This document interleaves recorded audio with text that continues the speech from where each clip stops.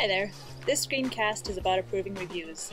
This introduction is set to an orchestra of crickets, bees, birds, and carpentry, and you might hear some airplanes as well. Furthermore, it presumes you've already watched the screencast about approving books. As before, some of the things you'll see in this video will look a little different once you're actually running wild on the website. So in this screencast, we'll show you how to find the reviews that need approval, how to limit to certain genres, and what to watch for when you're approving reviews. We'll also show you how to send reviews back to the teens if they need a little more work. In most ways, we watch for the same things in the reviews that we watched out for in the books. Okay, before we hustle on through our reviews, let's go over our review criteria. First, length. A review should be at least 2 to 3 sentences long, and there's no such thing as a review that's too long unless it gives away too much of the story. We're also looking for opinion here, and we want what we're reading to be a review, not just a reiteration of the book's plot. If it just tells the story again without giving any opinions about what worked or what didn't, I can use one of the templates to ask the teen to resubmit the review. We'll go over templates in one of the next screencasts. We also want to prevent people from reading spoilers, the ending of a book, or talk about the story's climax or key plot points. Most teens are really good about writing spoiler alert in the review title, but if they haven't, we can add it ourselves, and I'll show you how to do that. Also check for personal information.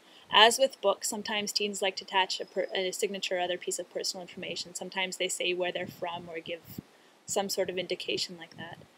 Swear words and racist, sexist, homophobic language is not permitted as before, and if you've got something that you're wondering about, please tell us. Next up, plagiarism. We're more concerned about plagiarism in the reviews than we are in the book descriptions, and every once in a while we'll read a review and think to ourselves, that does not sound like a 13-year-old writing. For example, this one. Sometimes teens copy other people's reviews from a site like Amazon, and just let us know if you notice anything strange, we'll deal with it. It doesn't happen very often. We had 2 instances of it last year, I think. Finally, our standards are pretty low, but some teens get lazy and come up with a really generic review and start adding it to a bunch of different books. And when this happens too many times, we ask them to please start changing it up a little. I won't show you an example of this because it's something that will really stand out as obvious if it happens to you. Spelling and grammar don't matter. Something new this year is the ability to send a book or a review back to the teen for revision. In a few minutes, we'll show you how that works.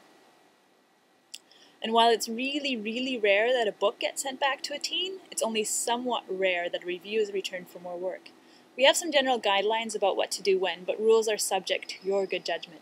If you have questions about something, you can always ask us. Here are some basic guidelines.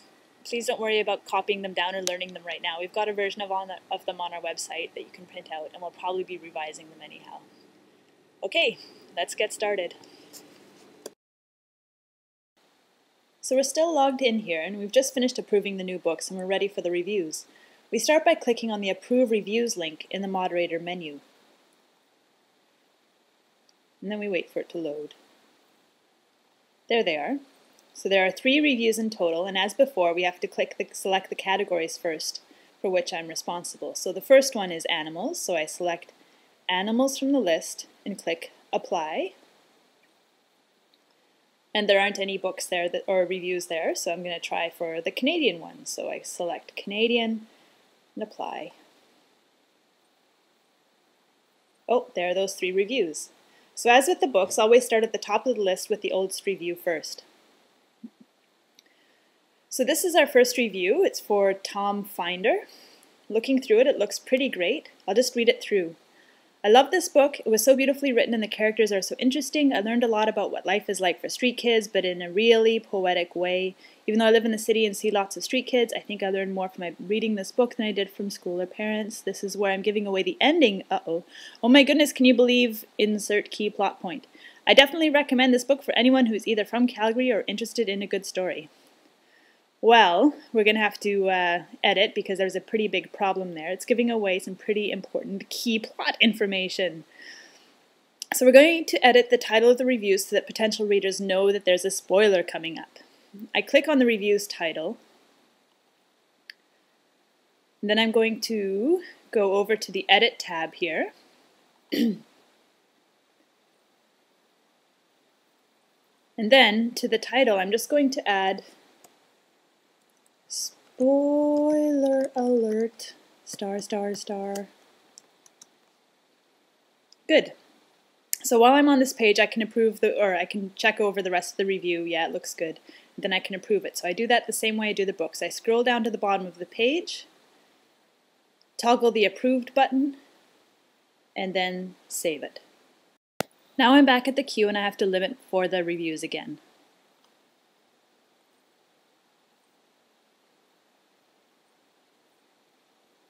Okay, there we go.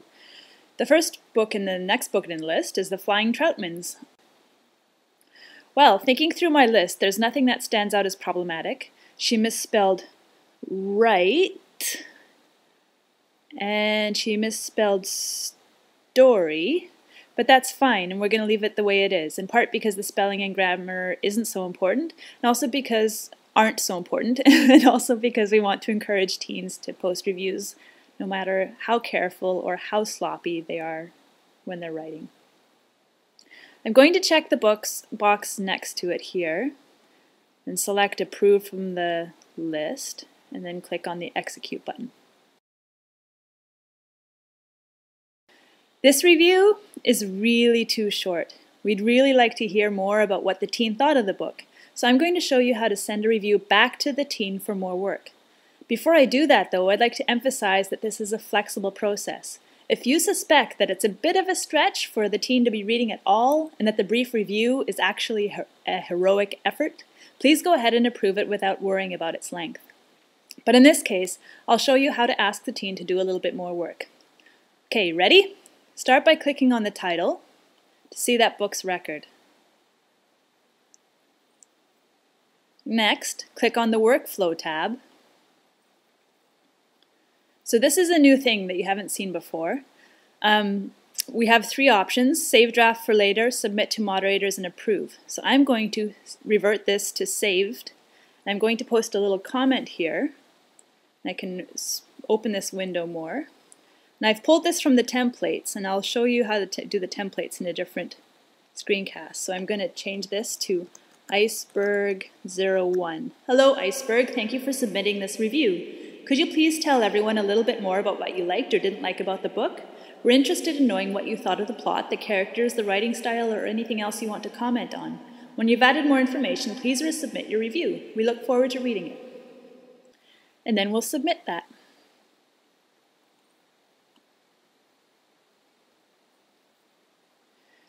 Now that it's saved, the teen will receive an email asking her or him to revisit the review and check the note that the moderator left. That email doesn't give specific information about which review it is, who reverted it to draft, or why it was returned. That information is all contained in that workflow message, though, and that's why it's really important to leave a message. If I click on the Workflow tab again, I can see basically what the teen will see. They'll see this message here. And if I go back to the reviews queue, I can see that there's nothing left there. To summarize, it's great if you can check the reviews at least once a day, even more if possible. And always limit by your genre first. Start with the reviews at the top of the queue. Most of our rules are pretty flexible, and we trust you to make good decisions that keep teens safe and encourage them to read. You're doing a great thing by moderating these reviews, and we hope you enjoy getting to know what teens are reading. And who knows, maybe you'll be making up your own list of books to read based on what they enjoy. And that's it for approving reviews for now. If you have any questions, please email us, info@teenrc.ca. Your comments will help make the next iteration of the screencast much more comprehensive and much more comprehensible. Thanks very much for watching.